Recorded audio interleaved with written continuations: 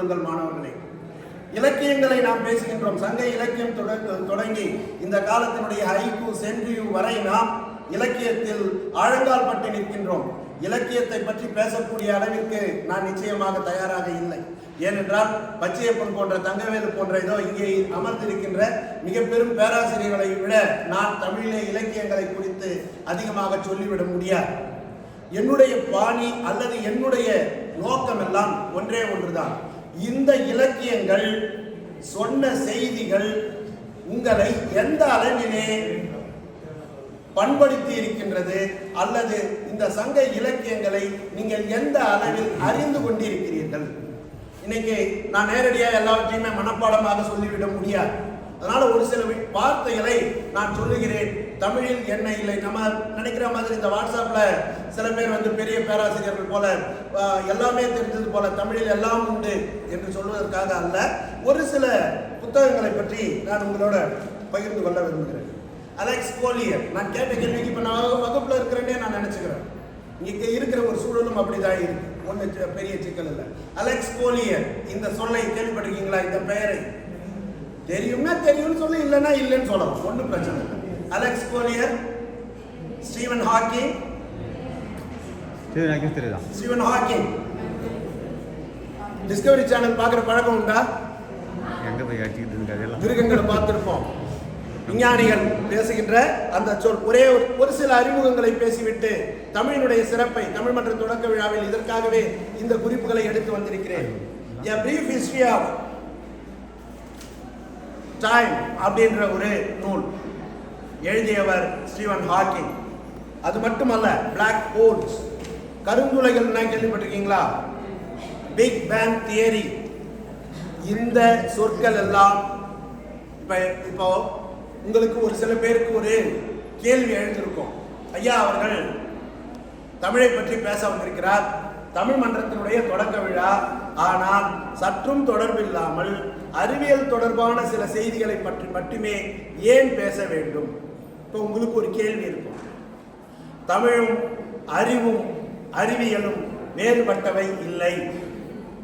என்றைக்கு நீங்கள் தமிழ் வெறும் இலக்கியம் சார்ந்தது என்று நினைக்கிறீர்களோ அன்றைக்கு நீங்கள் சோர்ந்து போக தொடங்குகிறீர்கள்.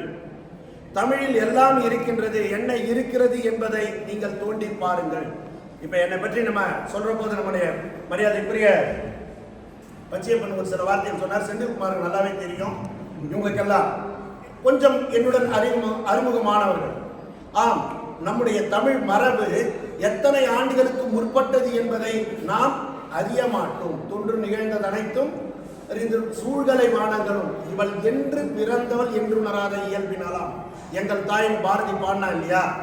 இந்த தொல்லியல் துறையினாலும் கூட அறிய முடியாத அளவிற்கு மிக பழமையான ஒரு மொழி தமிழ் மொழி. இந்த தமிழ் மொழியில் அறிவியல் சார்ந்த, இப்ப நான் கொஞ்ச நேரத்துக்கு முன்னாடி ஸ்டீவன் ஹாக்கிங் அப்படின்ற ஒருத்தரை பற்றி சொன்னேன். த பிளாக் ஹோல்ஸ் அப்படின்ற ஒரு நூலை பற்றி நான் சொன்னேன். இந்த இரண்டு நூல்களும் பேசுகின்ற செய்திகள் உலகத்தில் மிக முக்கியமாக இந்த பிரபஞ்சத்தின் படைப்பை பற்றி பேசுவன. The big bang theory. சங்க இலக்கியங்களை நீங்க படிச்சிருக்கீங்க.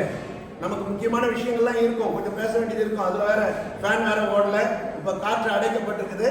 ஆனாலும் கூட நாம் செய்திகளுக்கு உள்ளாக வந்துவிட்டோம் என்றால் இந்த டிஸ்டர்பன்ஸ் நமக்கு பெருசா இருக்காதுன்னு நான் நினைக்கிறேன்.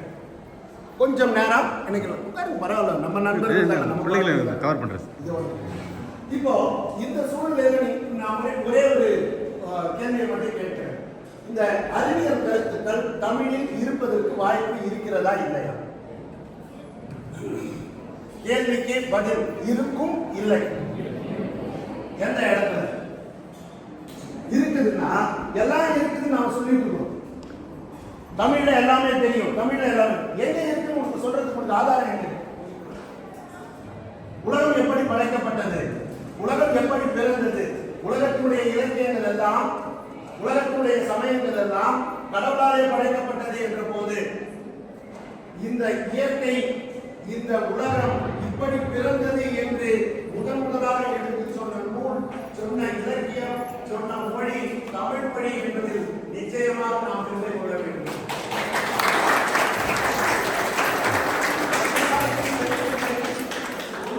பரிபாடல்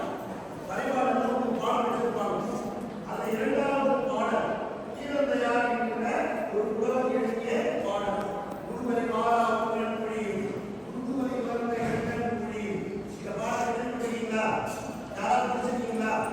இதற்கான உரைகள் இப்ப இந்த இடத்துல தொடர்பு வைத்துக் கொள்ளணும். கருவலர் பாடல் இசையின் தோன்றி முதுமலை மாறா ஒன்றன் மொழியும் முதுமலை இளந்தை ஊழ்மொழியும் செந்தி சுடரிய மொழியும் மணியணி கண்டையும் தலைய மொழியும் அவையிட்டு முதுரை நல்ல மொழி ஆதரவு மீண்டும் வீடு இயல்பு இனி அவற்றுக்கு உள்ளீடாகிய இருநிலத்து உலகத்துடைய பக்கத்தை பற்றி சொல்வார். ஆனால் உண்மையிலே இது திருமால் என்று சமயத்தின் சார்பாக பேசப்படுவதாக திருமாலினுடைய பாடல். இந்த பாடலுக்கு பரிமேலழகர் உரை எழுதுகின்ற போது அது கடவுள் படைத்தார் என்பதாகத்தான் இருப்பார். ஆனால் சங்க இலக்கியங்கள் உண்மையிலேயே இந்த சமயம் சார்ந்தவையாக இருந்தவையா என்பதை மட்டும் நீங்கள் மனதில் ஒரு கேள்வியை கேட்டுக் கொள்ளுங்கள். இப்ப நான் சொன்ன ஸ்டீவன் ஹாக்கிங், அந்த ஸ்டீவன் ஹாக்கிங் பிக் பேங் தியரியை பற்றி சொல்வார். தயவு செய்து நீங்க எல்லாரும் செல்போனை வச்சிருக்கீங்க, ஒரு நாளைக்கு குறைந்தபட்சம் 2 மணி நேரமாவது நீங்கள் ரீல்ஸை பார்க்குறீங்க, ரீல்ஸை கிரியேட் பண்றீங்க. ரீல்ஸ் பின்னாடி போகாத ஒரு மனிதன் கூட இல்லை. உங்க வீட்டில் எல்லாமே ரீல்ஸா மாறுது. பைக் ஓட்டினால் ரீல்ஸை, உங்களுடைய பெண்கள் பேச பார்த்துட்டு அதை ஒரு முகத்தை ஒரு மாதிரியா உருவளித்துக் கொள்வது ஒரு ரீல்ஸா மாறுது. தயவு செய்து இது போன்ற செய்திகளையும் கொஞ்சம் பாருங்க. நான் சொன்னேன் இல்லையா, உருவரி பாரா ஒன்றன் ஊழியம். ஸ்டீவன் ஹாக்கிங் சொன்ன அந்த இலக்கியம், அந்த நூல் இப்படித்தான் பேசும். ஒன்று அறியாத ஒரு இடத்தில் இருந்து இந்த உலகம் ஏதோ ஒரு இடத்திலிருந்து வெடித்து கிளம்பியது. இந்த வெடித்து கிளம்பிய இடத்தில் இருந்து முதலில் காற்றாக இருந்தது. இன்னைக்கும் யாழன் போர் போன்றவை எல்லாம் காற்றாக தான் இருக்கு. இதற்கு அடுத்ததாக இருக்கின்ற ஒரு சூழ்நிலையில நெருப்பு தெரிந்தது, நெருப்பு மண்டலமாக இருந்தது. மூன்றாவதாக நெருப்பில் இருந்து மழை பொழிந்தது. மழைக்குள்ளாக அந்த நெருப்பு இறுகி மண் பிறந்தது. இதுதான் இந்த உலகத்தினுடைய தோற்றத்தை குறித்த அறிவியல் செய்தி. பிக் பேங் தியரி இதெல்லாம் சொல்லுது. கருவலர் வானத்து இசையின் தோன்றி, இசை என்பது இந்த இடத்துல ஓசை என்பதாக பொருள்படும். இப்ப யோசிச்சு பாருங்க, பரிபாடல்ல இரண்டாவது பாடல். இப்ப பரிபாடலை குறித்த சில ஆய்வுகள் எல்லாம் என்ன சொல்லுவாங்க, இப்ப எல்லாருமே ஐயா ஐயா பிள்ளை போன்ற மிகப்பெரிய அறிவாளிகள், அவங்க எல்லாம் யாரையும் பண்ணலாம் இது சரி இது தவறு என்றெல்லாம் சொல்ல முடியாது. காலத்தின் அடிப்படையில் பேசுற போது இது 2000 ஆண்டுகளுக்கு முற்பட்டது சங்க இலக்கியங்கள்னு நாம சொல்லிட்டு இருக்க ஒரு குழு இருந்தாலும், ஒரு சிலர் இவை பொது ஆண்டு 800களில் தோன்றிய நூல் கடவுளை பற்றி மிக அதிகமாக பேசியிருக்கிறது என்று கூட கூறுவார்கள். ஆனாலும் கூட சொல்லுவேன், 1200 ஆண்டுகளுக்கு முற்பட்டது என்பதை எல்லோரும் அறிவித்து கூறிவிடலாம். யோசித்து பாருங்கள், 1200 ஆண்டுகளுக்கு முன்னதாகவே வானியலில் மிகச்சிறந்த ஒரு அறிவு படைத்திருந்த ஒரு சமுதாயம் தமிழ் சமுதாயம். இந்த தமிழ் சமுதாயத்தினர் இன்றைக்கு இதனை ஜோசியம் சொல்லிட்டு இருக்காங்க. அறிவியல் எங்கே இருக்கிறது, ஆர்வம் எங்கே இருக்கிறது? நீங்கள் ஆர்வத்தை நம்புகின்ற பழமைவாதிகளாக மூட நம்பிக்கையின் பின்னே செல்பவர்களாக இருக்க போகிறீர்களா, அறிவுலக சித்தாந்திகளாக மாறப்போகிறீர்களா? இந்த கேள்வியை மட்டும் உங்களுக்குள்ளாக வைத்துக் கொள்ளுங்கள். இது மட்டும் இல்ல, நான் கேட்க வேண்டிய கேள்வி நினைச்சோம் ட்ரையா பேசணும் அப்படின்ற மாதிரி கூட இருக்கு. எனக்கு செய்தியை சொல்ல வேண்டும் என்பது கூட இருக்கும். நகைச்சுவையாக பேசுவதற்கும் மகிழ்ச்சியை ஊட்டுவதற்கும் நிறைய செய்திகள் இருக்கின்றன. காலத்தை போக்குவதை விட நம்முடைய தமிழ் எப்படிப்பட்டது, அதனுடைய ஆழங்கால் எந்த அளவுக்கு பரவி இருக்க வேண்டும் என்பதனை நீங்கள் உணர்ந்து கொள்ளுங்கள்.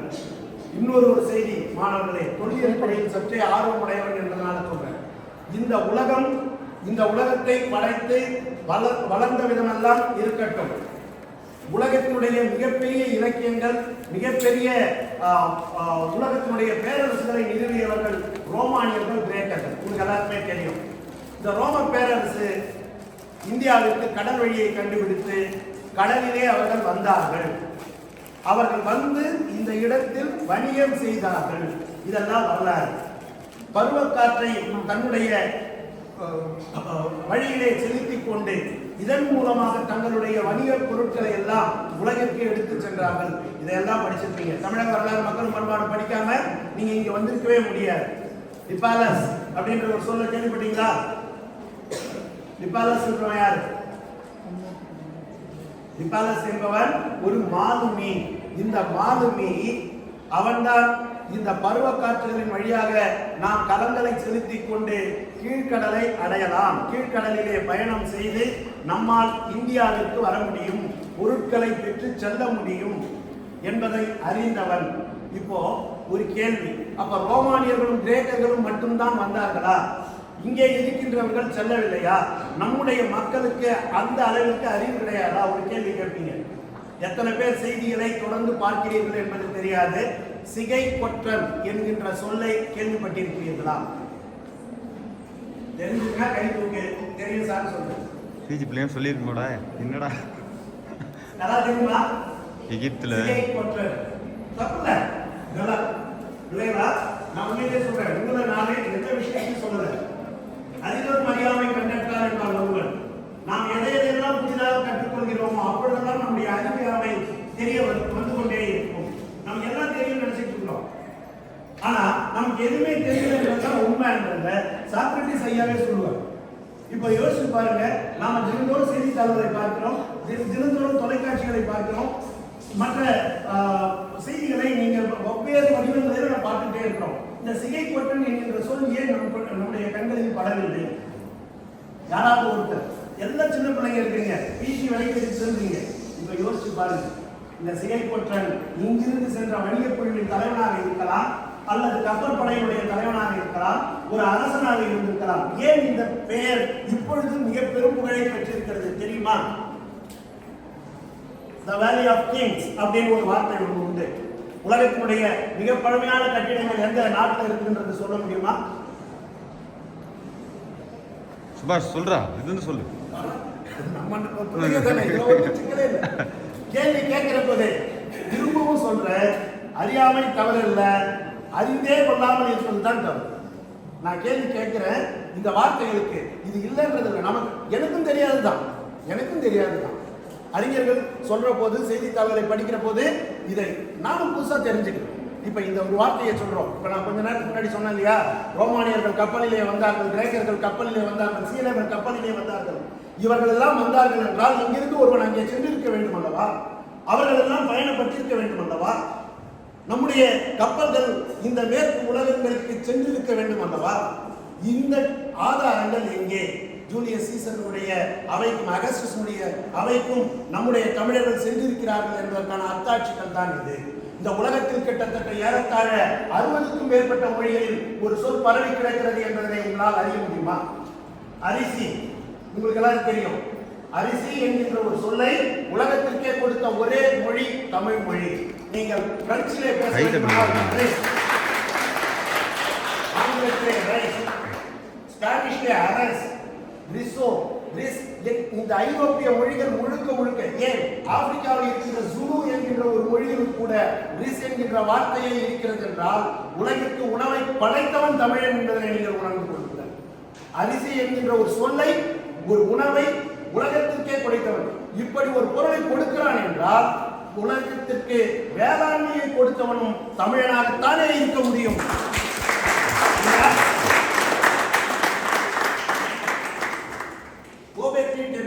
என்கின்ற ஒரு சொல் உங்களுக்கு படிங்க. இப்ப கொஞ்ச நேரத்துக்கு முன்னாடி நம்ம இதை பத்தி சொல்ற போது சொன்னாங்க, இவருக்கு கொஞ்சம் தொல்லியல் ஆர்வம். உண்மை, நான் தேடிட்டே இருக்கிறேன். நம்ம ஊர்ல என்னென்ன இருக்குன்றதையும் நான் பதிவு பண்ணிட்டு தான் வரேன். எனக்கு மாபெரும் கவிஞர்களை போல, அற்புதமான சித்தாந்தியாக இருக்கின்ற தங்கவேல் ஐயா போல, துடிப்பான இளைஞராகிய நம்முடைய செந்திலை போல எனக்கு அந்த அளவிற்கு இந்த பாணிகள் தெரியாது. ஆனால் நாம் தேடிக்கொண்டே இருக்க வேண்டும். வருங்கால சந்ததிக்கு நாம் யார் என்பதனை பற்றி பதிவு செய்ய வேண்டும். இப்பொழுது நான் மீண்டும் அந்த சிகை கொற்றனை குறித்தே பேசுகிறேன். இந்த அரிசி போன்ற சொற்களை எல்லாம் சொன்னான் அல்லவா, இந்த உலகத்திற்கெல்லாம் சென்றதல்லவா. இந்த தமிழ் மொழியை சார்ந்த ஒருவன் வணிகனாக சென்றிருக்கிறான். அவன் கிரேக்கர்களை கண்டிருக்கிறான். அந்த கிரேக்கர்கள் அப்பொழுது உலகத்தினுடைய பழமையான கட்டிடங்களை நிறுவிய எகிப்திய நாகரிகத்திற்கு அதிபதியாக இருந்தார்கள். அங்கே இருக்கின்ற மன்னர்களினுடைய பள்ளத்தாக்கு என்று இப்பொழுது அறியப்படுகின்ற பாரோக்களின் கல்லறைகளை கண்டிருக்கிறார்கள். அந்த பாரோக்களின் கல்லறைகள், ஆனால் சிகை கொற்றன் செய்தது தவறாக கூட இருக்கலாம், ஆனால் அவருடைய அடையாள மகன் இருக்கிறது என்பதனால் நான் அதனை ஏற்றுக்கொள்கிறேன். நீங்க எல்லாம் என்ன பண்றீங்க? போற வர இடத்துலலாம் இதோ இந்த கிளாஸ் இவ்வளவு அழகா இருக்கு, இன்னும் சிறிது நாள்ல எப்படி இருக்கும்? அவன் ஒரு தன்னுடைய சின்னத்தை வரைஞ்சிருப்பான், தன்னுடைய பேரை போட்டிருப்பான், தன்னுடைய அம்புக்குறிகளை விட்டிருப்பான். எல்லாருமே பதிவு பண்றீங்க இல்லையா? இப்படியே கூட அந்த சிகை கொற்றனும் சென்றிருக்கிறான். அவன் வணிகனாக இருக்கலாம், அந்த கப்பல் படையினுடைய தலைவனாக இருக்கலாம். கொற்றன் என்கின்ற சொல் அரசன் என்பதனை குறிக்கும் என்பதால் இந்த இடத்தில் இருந்து சென்ற ஒரு அரசனாக கூட இருக்கலாம். ஏன் இந்த சொல்லை நான் வலியுறுத்தி சொல்கிறேன் என்றால், இந்த ஜூலியஸ் சீசர் என்கின்ற ஒரு மன்னனை பற்றி நீங்கள் கேள்விப்படுங்களா? யாராவது தெரிஞ்சிருக்குமா? ஜூலியஸ் சீசர், விடி, விசி, இந்த 3 சொற்களை அந்த பழம் கிரேக்க மொழியிலே பேசியவர்கள், ரோமானியத்திலே லத்தீனிலே பேசியவன் அவன். வினி, விடி, விசி. இந்த ஆங்கிலத்தில் அழகே சொல்லுவான். ஐ சா, ஐ கேம், ஐ சா, ஐ கான்கர். சென்றேன், கண்டேன், வென்றேன்.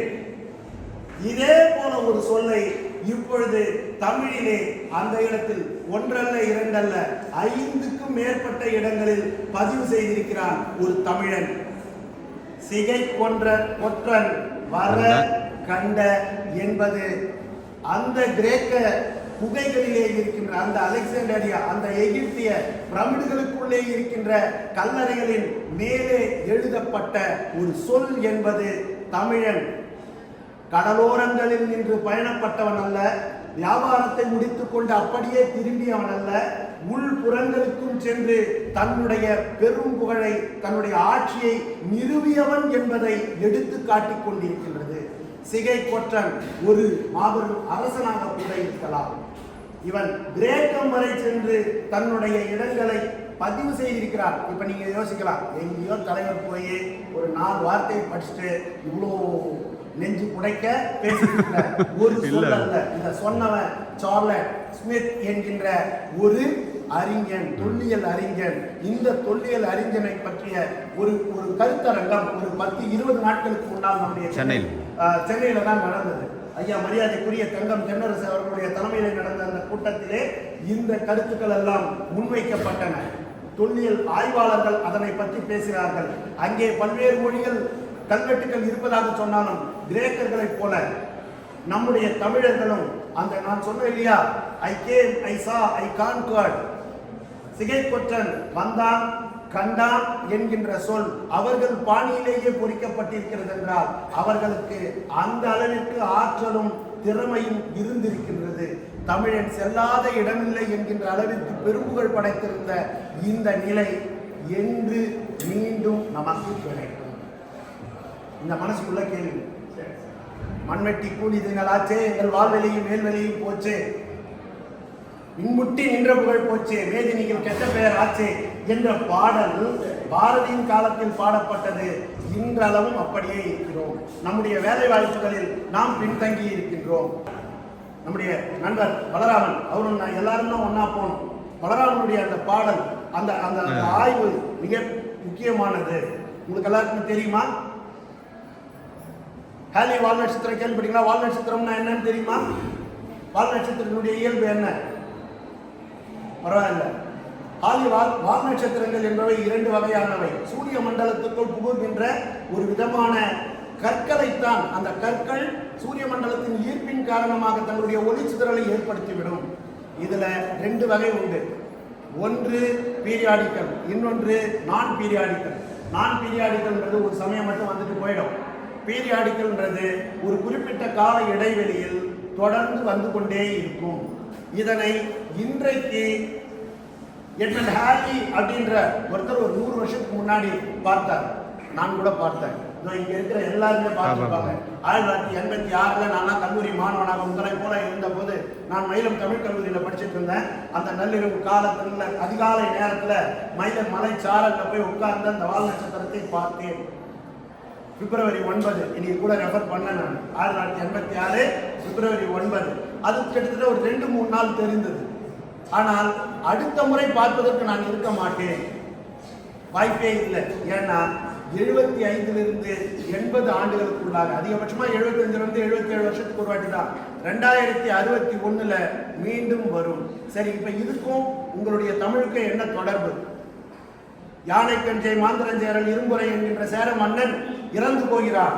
அந்த இறந்து போகின்ற காட்சியின் அந்த காலகட்டத்தில் கூடலூர் கிழார் என்பவர் வானத்தில் இருக்கின்ற காட்சியை பார்த்து இவற்றை எல்லாம் பதிவு செய்கிறார். ஆழியர் அழற்குட்டத்து என்று அந்த வானத்தில் இருக்கின்ற ஒவ்வொரு நட்சத்திரத்தை பற்றி இதை பத்தி பேசணும்னா அது தனி டாபிக்கா போயிடும். சரி, இப்ப இந்த இடத்துல நாம எப்படி பேசலாம்?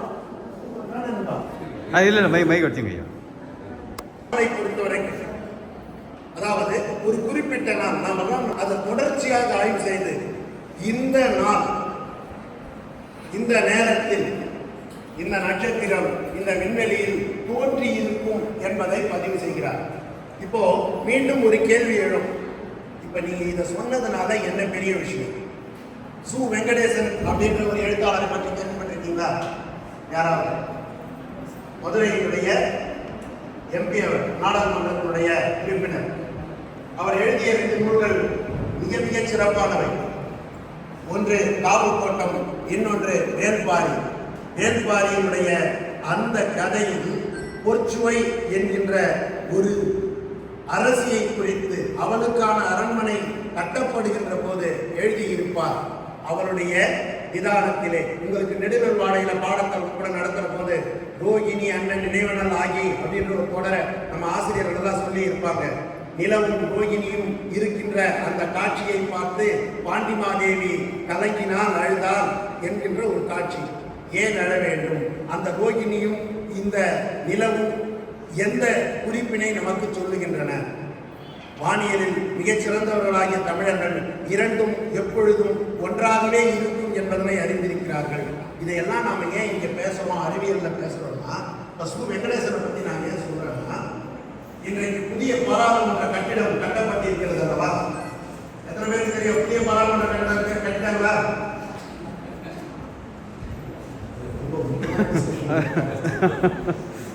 புதிய பாராளுமன்ற கட்டிடம் இருக்குதா? தமிழ் எத்தனை பேர் அழுத்தினாலும் தமிழர்களுடைய அறிவும் ஆற்றலும் தமிழன் உணர்த்துகின்ற செய்தியும் அவர்களுக்கும் மீறி அந்த இடத்திலே வெளிப்பட்டுக் கொண்டே இருக்கின்றது. இன்றைக்கு இந்த புதிய நாடாளுமன்ற கட்டிடம் கட்டப்பட்ட போது அதன் விதானத்திலே அங்கிருந்த ஒரு வானியல் காட்சி வரையப்பட்டிருக்கிறது. சு வெங்கடேசன் அவர்கள் இதையெல்லாம் பதிவு பண்றார். பொற்சுவையும் பாண்டியன் நெடுஞ்செழியனும் வாழப் போகின்ற அரண்மனையை குறித்து அந்த இடத்துல திசைவேழர் என்கின்ற ஒரு கேரக்டர், ஒரு பாத்திரம் சொல்லும். அவர் தான் அந்த வானத்தில் இருக்கிறதெல்லாம் அடைச்சிருப்பார். இப்ப புதுசா வந்திருந்த காந்தாரா 2வது பார்ட் என்னோட படம், காந்தாரா மாதிரியே ஒரு படம் வந்தது. இப்ப புதுசா ஒரு படம் வந்தது, தெரியல நானும் தேவாவிலும் தமிழ்ல. இந்த தேவாங்க கேரக்டர், அதனாலதான் சங்கர் ஒரு கேஸ் போட்டார். நான் முழுக்க உண்மையிலேயே இலக்கியம் மட்டும்தான் பேசணும், நம்ம பச்சையப்பன் சொன்ன மாதிரி, தங்கால் ஐயா சொன்ன மாதிரி முழுக்க தமிழினுடைய சிறப்புகளை பற்றி பேசணும்னு நினைச்சேன். ஆனா உங்களுக்கு ஏற்றா போல கொஞ்சமாவது கேள்வி, ஏன்னா ஏதோ ஒரு கட்டுப்பாட்டில் இயக்கத்தில் இருக்கிறாங்க. சினிமா கதையை சொல்லியாவது எனக்கு தமிழை சொல்லணும்னு ஒரு ஆசை.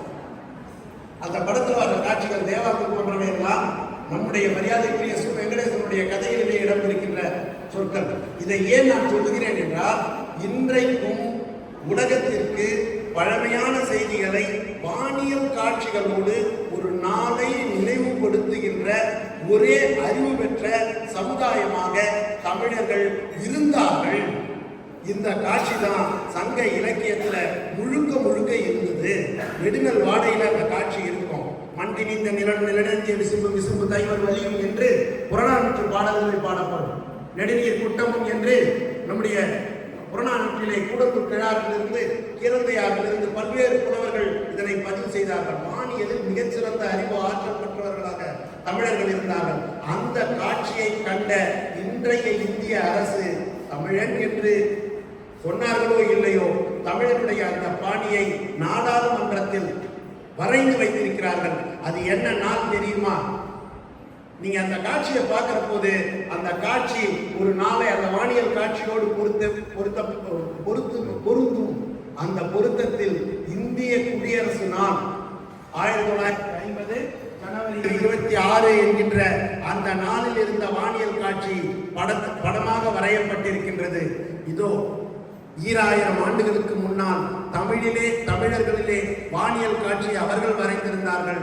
நம்முடைய நண்பர் க பலராமன் அந்த நாள் நான் சொன்னேன் இல்லையா, வால் நட்சத்திரம் வந்ததுன்னு, இதை ஹாலி என்பவர் கண்டுபிடிச்சார்ல, இது 15/2/66 இருக்கும் என்பதனை நிரூபித்திருக்கிறார்.